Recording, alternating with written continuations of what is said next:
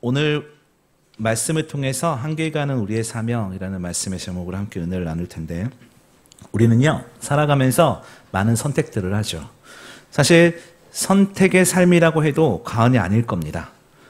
길을 갈 때도 이 길로 갈까 저 길로 돌아갈까, 어떤 길이 더 빠를까 내비를 켜보기도 하고, 지도를 보기도 하고 고민들을 하기도 하죠. 그리고 식사도 무엇을 먹을까 고민을 하는 것이 우리네 삶인 것 같아요.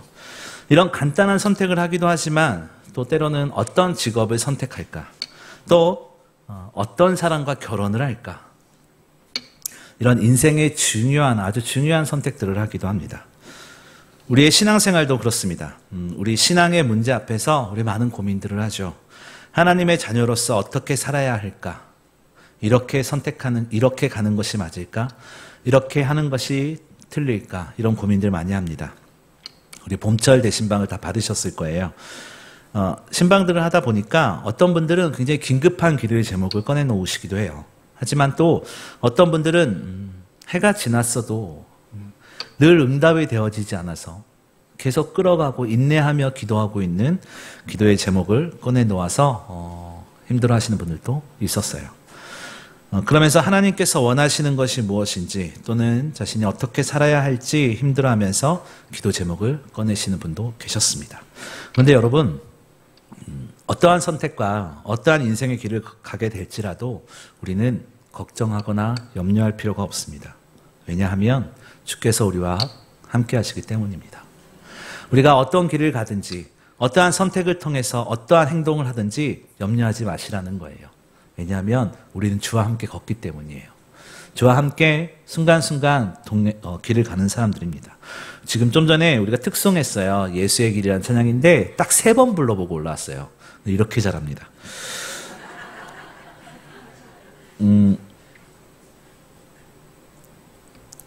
예수의 길이라는 찬양을 했는데 우리가 걷는 인생이 바로 예수의 길이겠죠. 그 이유는 우리는 주님과 손잡고 함께 걸어가고 있기 때문입니다. 주와 함께 걷는 길은 두려워할 필요가 없죠. 주님께서 우리의 삶을 지키시고 또 푸른 초장에 누이시며 쉴만한 물가로 인도하시기 때문입니다. 그 약속이 있기 때문에 우리가 우리의 인생을 두려워하지 않고 담대해야 될 이유와 근거가 되는 겁니다. 어떤 선택이든 주님께서 함께 하시지만 물론 전제되는 게 하나가 있어요. 그건 하나님만을 바라보며 인생길을 살아갈 때 함께 해주신다는 약속입니다. 우리의 소망이 이 땅에 있지 않고 저 하늘에 있기 때문에 우리를 인도하실 하늘의 소망을 바라보며 살자라는 말씀을 드리는 겁니다. 그래서 한 곳을 바라보며 인생을 걸어가는 것 매우 중요합니다. 오늘 본문에 하나님만을 바라보며 한 길 가기를 권면하는 사람이 나오는데 우리가 아주 잘 아는 여호수아입니다. 오늘 본문은 여호수아서의 마지막 장입니다. 그리고 여호수아의 고별사로도 알려져 있고요. 그리고 24장은 되게 언약의 갱신의 장이라고 알려져 있기도 합니다. 이 가나안 정복의 이 선두에 섰던 여호수아가 이 하나님 앞에 가기 전 이스라엘 사람들에게 하는 설교문이에요. 한 시대를 이끌었던 지도자가 인생의 마지막에 사람들을 모아놓고 이야기한다는 것, 이건 평범한 것은 아닙니다. 굉장히 중요한 메시지를 전달하기 위해서예요. 그래서 당부이자 명령인 겁니다. 여호수아가 이스라엘 공동체에게 했던 이야기를 살펴보면서 오늘 우리에게 오늘을 살아간 우리들에게 그것이 어떤 당부와 명령인지 말씀을 통해서 한번 살펴보도록 하겠습니다. 오늘 본문은요 14절에 보니까 그러므로 이렇게 시작을 합니다. 이 본문 앞에서 무슨 이야기가 있었던 것인데, 여호수아는 지금까지 하나님께서 이스라엘 조상 아브라함을 택했을 때부터 그들을 가나안 땅에 들어온 시점까지를 회고하면서 그동안 베푸셨던 은혜에 대해서 1절부터 13절까지 쭉 기록합니다. 이야기를 하고 있고요. 그 이야기를 이야기를 한 후에 그러므로, 그렇기 때문에 이렇게 말한 것이죠. 하나님께서 선택하고 구원하셨고 인도하셨기 때문에 14절과 같이 우리 여호와를 경외하며 성실과 진정으로 그를 섬기라 라고 말하는 것입니다. 여호수아는 이스라엘 백성들에게 하나님을 전심으로 섬겨라 라고 요구하고 있죠. 이것은 단순히 표면적인 순종을 이야기하는 것이 아닙니다. 우리가 잘 아는 요한복음 9장에는 한 사건이 등장해요. 무슨 사건이냐면 날 때부터 소경된 자가 등장해요. 근데 예수님께서는 이 소경을 눈을 어떻게 띄게 하시는지 아세요? 땅에 침을 뱉어서 그것을 이겨서 진흙을 만들고 그것을 그 소경의 눈에 바르고 실로암 못에 가서 씻고 와라 라고 해요. 이게 사실 말이 안 되는 거잖아요. 그냥 갔다 와 해도 되는 건데, 그냥 눈을 떠 해도 되는 건데, 굳이 침을 뱉어서 진흙을 이기고, 이게 무슨 민간요법인지는 모르겠지만 이상한 일이잖아요. 보지도 듣지도 못한 방법을 통해서 예수님께서는 이적을 일으키셨어요. 여러분, 전심으로 순종한다는 것은요, 내 생각과 내 이성과 내 관념을 넘어서서 말씀을 따라가는 거예요. 이 소경이 땅에 침을 뱉어서 진흙을 이겨서 눈에 바르고 실로암 못에 가서 씻고 와라고 하는 것을 상식적으로는 이해가 되지 않지만, 이게 말이 되나? 이거 어디서 듣도 보도 못한 방법이야? 라고 하지만 그 말씀을 믿고 갔다 왔을 때 눈이 띄어졌던 것처럼 우리 삶 가운데 순종이라는 것은 다른 것이 아니라 내 이성과 내 생각으로 판단하는 것이 아니라, 하나님은 우리의 생각으로 판단되는 분이 아니시잖아요. 그러니까 내 이성과 내 생각과 내 관념과 이런 걸 뛰어넘어서 말씀을, 하나님께서 주신 이 성경의 말씀을 따라 사는 삶이에요. 여러분, 컴퓨터를 못하는 사람을 뭐라고 하는지 아세요? 그래요. 컴맹이라고 합니다. 글을 못 읽는 사람을 문맹이라고 해요. 그럼 컴맹과 문맹에서 벗어나는 길은 무엇이겠어요? 컴퓨터를 배우고 글을 배우는 길만이 컴맹과 문맹에서 벗어나는 유일한 길이라는 거예요. 하나님의 말씀에 순종한다는 것은 내 관점으로 하나님의 뜻을 추적하는 것이 아니라 내 삶을 하나님의 말씀에 맞추는 거예요. 내 생각을 하나님의 말씀에 맞추고요, 내 행동을 성경의 말씀에 맞추는 거예요. 그리고 말씀을 통해서 하나님의 뜻과 하나님의 방법과 하나님의 역사와 하나님의 계획하심을 배우는 겁니다. 우리가 왜 말씀을 가까이 해야 돼요? 하나님의 생각과 하나님의 뜻을 배우는 거잖아요. 그래서 내 삶에서 하나님의 뜻과 반대되는 것들을 하나씩 하나씩 없애가면서 인생을 살아가는 것이 바로 순종의 삶입니다. 그래서 좀 전에 얘기했지만 우리가 성경을 매일 리딩 지저스를 얼마 전에 했잖아요. 성경을 매일 읽어서 좋다는 분 굉장히 많았어요. 여러분, 그리고 묵상하시는 분들도 계셨어요. 성경을 매일매일 읽는다고 읽으시기를 강권드립니다. 그리고 또 거기서만 읽는 것에서만 끝나지 말고 묵상하세요. 그리고 그 묵상을 통해서 나온 결과를 실천해 보는 겁니다. 예를 들어서 이웃을 사랑해야 된다라는 것을 묵상했어. 그렇다면 어떻게 해야 되겠어요? 좋은 말이지. 하나님은 이웃을 사랑하라고 하셨으니까. 여기서 끝내는 것이 아니라 적어도 내 주변의 사람들에게 사랑하는 마음으로 안부 전화라도 해보는 거예요. 오늘 묵상이 이웃을 사랑하는 거라서 전화하는 거야, 이렇게 숙제처럼 하는 것이 아니라 마음을 담아서 해보시길 바랍니다. 그렇게 세상과 다르게 살아가는 방법을 걸음마 배우듯이 배워가는 거예요. 우리의 삶에서. 오늘 여호수아는 세상의 유혹에서 넘어지지 않기 위해선 하나님의 말씀에 순종하는 길만이 우리를 지킬 수 있다라고 말하고 있습니다. 헨리 나우엔이 새로운 생명은 옛것의 아픔에서 생겨난다라고 이야기를 했어요. 이게 무슨 얘기겠어요? 아이가 태어날 땐 어머니의 고통이 반드시 수반된다라는 거잖아요. 새로운 아이가 태어날 때는 기존에 있었던 엄마가 그 고통의 과정을 통해서 아이를 낳고, 또 어디 그 큰 예쁜 나비가 나오기 위해서는 번데기를 뚫고 나오는 과정이, 그 고통의 과정이 필요한 것입니다. 새로운 삶을 살아가기 위해서는 고난과 고통과 수고가 반드시 따라온다는 거예요. 그래서 우리의 구원을 이루기 위해서 예수님은 피 흘림의 고통과 죽음이라는 그 고통의 대가를 치르셨어요. 그랬을 때 우리가 새롭게 구원함이 있었던 것을 우리는 기억해야 하는 것입니다. 지금 내 삶이 고난과 유혹과 흔들리는 신앙 가운데 망설이고 지쳐있고 힘겨워하는 분이 있으십니까? 그렇다면 세상 가운데서 해결하려고 하는 것이 아니라 하나님의 말씀에 더 집중해 보시기 바랍니다. 말씀을 더 열심히 읽으시고 말씀을 더 묵상해 보시기를 바라요. 하나님께서 주시는 새로운 은혜를 경험할 수 있다는 것, 이 시간에 마음에 새기시길 바랍니다. 순종이라는 단어를 보면 생각나는 사람이 있어요. 전 갈릴레오라는 사람을 잘 아실 거예요. 그는 당시 지구가 평평하다고 믿어지던 시기에 살았던 사람이에요. 그런데 그 갈릴레오는 지구가 평평하다라고 주장하는 사람이 아니었어요. 지구는 둥글다라고 이야기했던 사람이에요. 그래서 모진 고통을 당하고도 나중에 한마디 하죠. 그래도 지구는 둥글다. 이렇게 얘기를 하잖아요. 순종이라는 게 그런 거예요. 내 삶이 하나님이 응답하지 않는 것 같고 하나님이 도무지 나와 함께하지 않는 것 같은 답답한 심경 가운데 하나님이 도무지 느껴지지 않는 것 같은 말씀처럼 살려고 하지만 번번이 넘어지는 내 삶 가운데 좌절과 실망과 절망 같은 상황만 있을지라도 그래도 하나님은 나와 함께하신다 고백하는 거예요.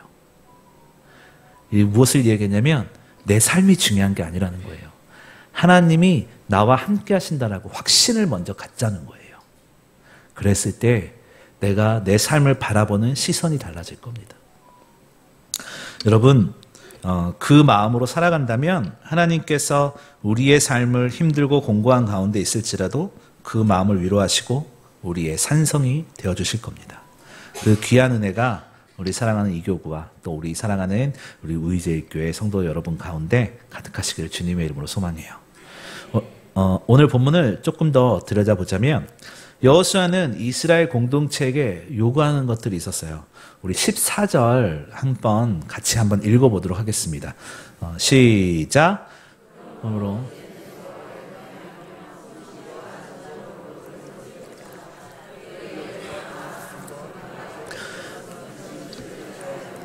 여호와만 섬기라. 아멘. 하나님께서 여호수아에게 가나안 땅을 정복할 때 적군을 하나도 남김없이 진멸하라라고 명령하셨어요. 그 이유는 가나안 사람들이 우상을 숭배했기 때문에 만약에 그들을 남겨두면 이스라엘 백성들이 이방신을 섬기는 가나안 문화에 영향을 받을 것이었기 때문이었어요. 안타깝게도 이스라엘 백성들은 가나안에 들어가서 그들을 다 진멸하지 못했습니다. 이스라엘 공동체는 하나님께서 주신 약속의 땅에 살면서 여전히 우상들과 같이 있는 환경 가운데 노출되어 있었어요. 당시에 가나안은 풍요의 신인 바알을 섬겼어요. 이스라엘 사람들이 보기에 하나님도 좋지만 대부분 하나님은 산에서 나타났잖아요. 모세부터 신의 산도 그렇고 다 산에서 나타나니까 사사기를 넘어가면 하나님께 하소연하기 위해서 산으로 뛰어가서 하나님께 하소연하는 것도 사사기에서 볼 수 있거든요. 하나님에서 자꾸 산에서 나타나니까 하나님은 좀 멀리 계시는 분 이런 생각들이 좀 있었던 것 같아요. 그런데 바알 신은 풍요를 주고 비를 주고 그러니까 얼마나 멋있어 보여요. 그러니까 그들은 하나님도 섬기고 바알도 섬기고 이렇게 했던 겁니다. 그래서 그들의 문제는 하나님도 섬기고 우상도 섬겼던 거예요. 그래서 여호수아는 그들에게 우상을 제하여 버리라 라고 말을 하고 있는 겁니다. 그리고 15절 하반부에 너희 섬길 자를 오늘 택해라 라고 말하고 있는 겁니다.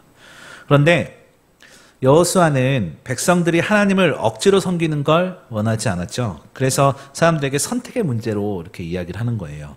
그런데 여호수아가 말하는 이 선택의 문제는 섬길지 말지 알아서 해 이런 걸 이야기하는 것이 아니에요.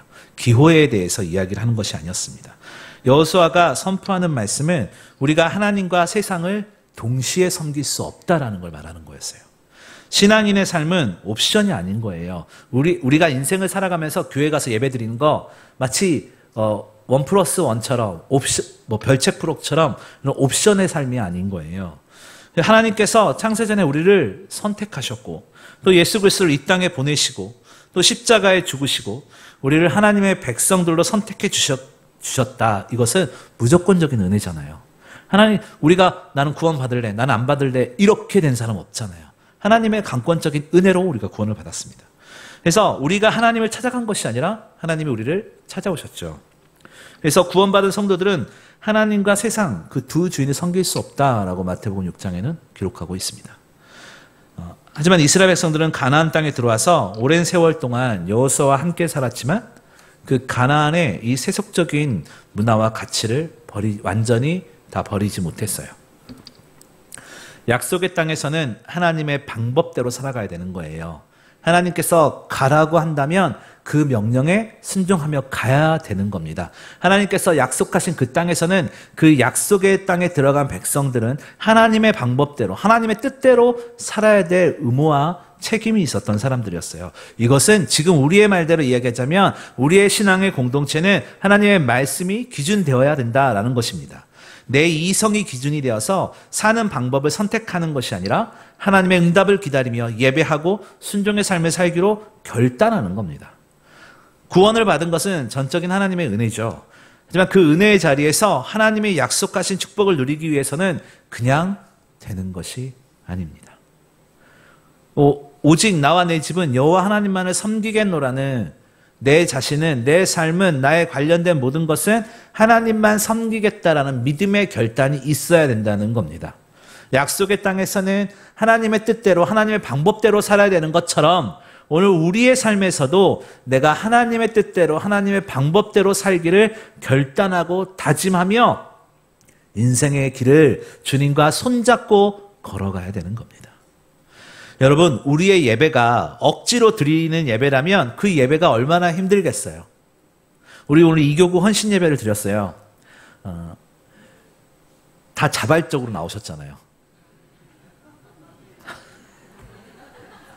네, 물론 제가 광고는 했지만 제가 일부러 끌고 나오거나 집에 쫓아가서 데리고 나오진 않았잖아요. 그렇죠? 자발적으로 나오셨죠? 네, 생각보다 아멘이 작긴 한데 네. 우리가 드리는 예배가 강제적으로 드리는 예배라면, 억지로 드려진 예배라면 얼마나 이 앉아있는 시간이 힘들겠어요. 여러분, 참된 예배가 뭐냐면 우리 스스로가 결단하고 드리는 예배가 참된 예배예요. 네, 남들에게 끌려 나오는 것이 아니라 내가 결단하는 게 시작입니다. 하나님의 뜻대로 사는 백성들은, 하나님의 약속의 땅에 거하는 백성들은, 하나님께서 부르시는 백성들은 스스로 결단해야 돼요. 하나님께 기쁨의 예배를 드리기 위해서, 내가 하나님의 말씀을 듣기 위해서, 하나님의 뜻을 쫓아가기 위해서 스스로 결단하며 내 삶을 하나님께 맡겨드려야 되는 겁니다. 오늘 본문의 여호수아는 백성들로 하여금 두 주인을 섬길 수 없으니 하나님만을 바라보며 살라고 촉구하고 있죠. 하나님을 섬긴다는 것은 우리 매일매일의 삶 속에서 하나님의 뜻을 찾고 그분의 지침에 순종하는 것을 의미하는 것입니다. 우리의 신앙이 흔들리고 있거나 세상의 유혹 가운데 혹 흔들리는 분이 계십니까? 그건 결국 무엇이 흔들리고 있는 거냐면 우리의 소속의 문제가 정리되어 있지 않기 때문이에요. 그렇기 때문에 정상적인 삶의 확신을 가지고 살기가 힘들어지는 겁니다. 우리가 하나님을 바라보고 그의 안에 소속되어 있을 때 삶의 확신이 생기는 것이고 미래의 소망과 확신이 생기는 겁니다. 우리의 소속이 하나님 앞에 있음을 기억하고 살아갈 때에 내가 하나님께 소속되어 있다라는 다짐을 할 때 나의 선택과 나의 행동 모두가 하나님께서 원하시는 그 안에서 움직여지게 된다라는 거예요. 그래서 소속의 문제가 그만큼 중요한 거예요. 그래서 우리가 하나님을 바라보고 그 안에 소속되어 있을 때 삶의 확신을 통해서 삶의 힘과 용기가 생기는 겁니다. 이것은 우리에게 편안함과 안정감을 이야기하는 것은 아니에요. 하지만 하나님을 섬기는 삶은 우리에게 진정한 의미와 목적, 그리고 영원한 보상, 저 천국의 소망을 약속하는 것, 이것임을 우리는 기억해야 되는 것입니다. 나와 내 집은 주님만을 섬기겠습니다 라는 신앙의 선언 필요합니다. 우리의 자발적으로 스스로 우리의 삶을 교정하는 선언 필요합니다. 이 선언은 매일매일의 삶 속에서 구체적인 행동으로 나타나야 돼요. 우리의 말과 행동, 또 결정들이 이 선언이 반영되도록 해야 돼요. 기준을 잡는다는 게 왜 중요한 줄 아세요? 기준을 잡는다는 건 내가 오른쪽이든 왼쪽이든 위든 아래든 그 기준점에서 중심을 놓고 움직이기 때문인 것이에요. 그래서 우리가 하나님께 소속이 되어 있고 또 나는 하나님만을 섬기겠다는 이 선언 가운데 나의 삶의 기준을 꼽아 놓는다면 우리의 말과 행동 그리고 모든 결정들이 하나님의 뜻 안에서 움직여지고 나타나게 될 겁니다. 여러분, 선택은요 무엇이냐면 다른 것들에 대해서 등을 돌리는 거예요. 회개가 뭐겠어요, 여러분? 내가 내 자신을 바라보던 삶에서, 세상을 바라보던 삶에서 180도 돌리는 거잖아요. 하나님께로 고개를 돌리는 거잖아요. 선택도 마찬가지예요. 다른 것에 대해서 등을 돌리는 거예요. 그래서 선택은 항상 양면성이 있어요. 무언가를 선택해서 잘 됐다. 이것의 반대는 잘 못됐다도 있다는 거예요. 선택은 언제나 포기를 가져와요. 여호와를 선택한다는 것은 수많은 신들에 대한 유혹을 거부하는 것을 이야기하는 거예요. 하나님을 섬기겠다고 한다면 강 저편에 섬기던 이방 신들을 단호히 버리는 과정이 필요해요. 내 생각을 버리는 과정이 필요해요.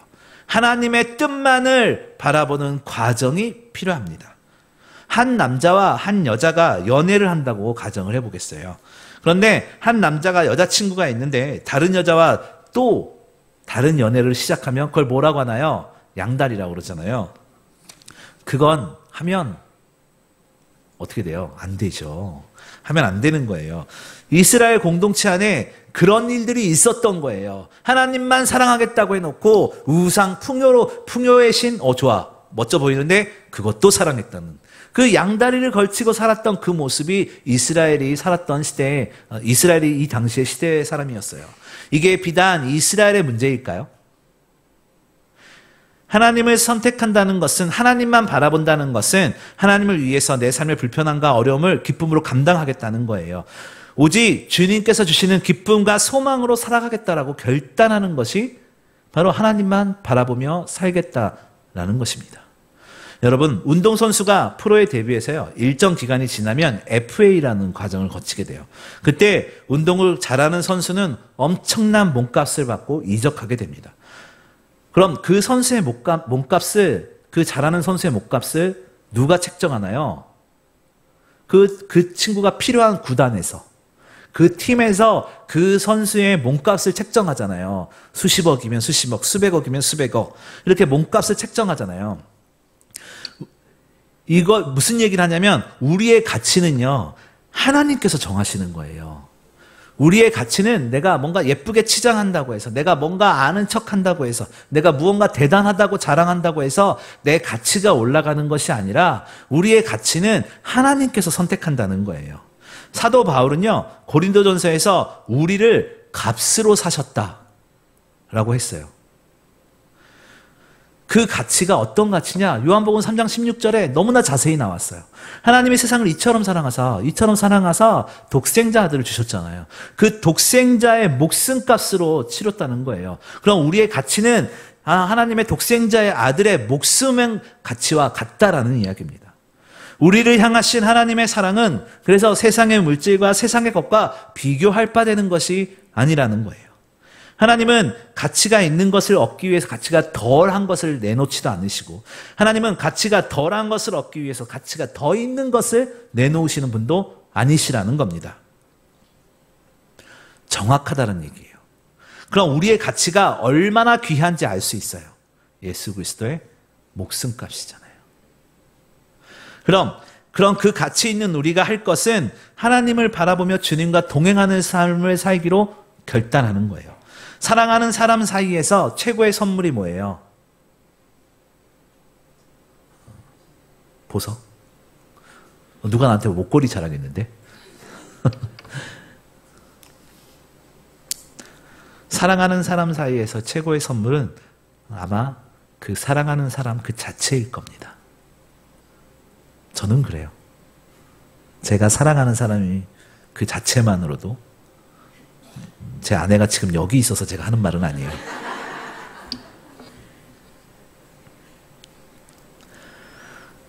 그런데 선물에 따라서 마음이 변하면 되겠어요? 안 되겠어요? 안 되겠죠. 더 좋은 것을 사준다고 마음이 바뀌는 것, 자꾸 더 좋은 것이 더 다른 것이 좋아 보여서 마음을 바꾸는 것, 이것이 우상숭배라는 거예요. 하나님께서는 우리의 상황과 과거와 내 형편을 보시고 가치를 정하시는 분이 아니라 우리 스스로, 여러분 한 명 한 명, 우리 이교구 여러분들, 사랑하는 우리 의제교회 여러분들 한 명 한 명의 가치를 보신다는 겁니다. 내 자존심과 자존감이 바닥까지 떨어져 있다면 생각을 바꾸세요. 하나님은 여러분을 최고의 가치로 두고 계십니다. 하나님은 세상 누구보다 우리를 사랑하시고요. 우리와 함께 이 땅을 변화시키기를 원하시는 분이십니다. 육신과 마음의 어려움으로 낙심하지 않으시기를 바라요.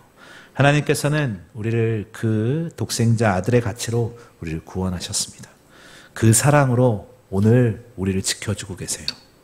마태복음 6장 21절을 보면 내 보물이 있는 그곳에 내 마음도 있다라고 말을 하고 있어요. 예수님께서 말을 하시는데 세상의 것에 마음을 두지 말아라 라는 그 예수님의 교훈입니다. 하지만 이 말을요, 제가 좀 묵상하면서 좀 읽으면서 이 생각을 해봤어요. 이 말을 하나님과 우리 삶에 적용해보면 어떨까라는 생각을 해봤어요. 내 보물이 있는 곳에 내 마음이 있다. 이것을 하나님과 우리의 삶에 좀 적용을 해보자면 하나님의 최고의 가치이자 보물인 우리에게 하나님의 마음이 있다라는 거예요. 네. 우리의 가치가 예수님의 목숨값이라고 그랬잖아요. 그럼 우리 삶의 가치는 우리 삶에 하나님의 마음이 있다는 것을 말해주는 것이기도 해요. 보물은 집에 있어도 보물이고 길거리에 있어도 보물이에요. 우리의 형편은, 우리의 상황은 우선순위가 아니라는 거예요. 우리의 상황이 우선순위가 아니에요.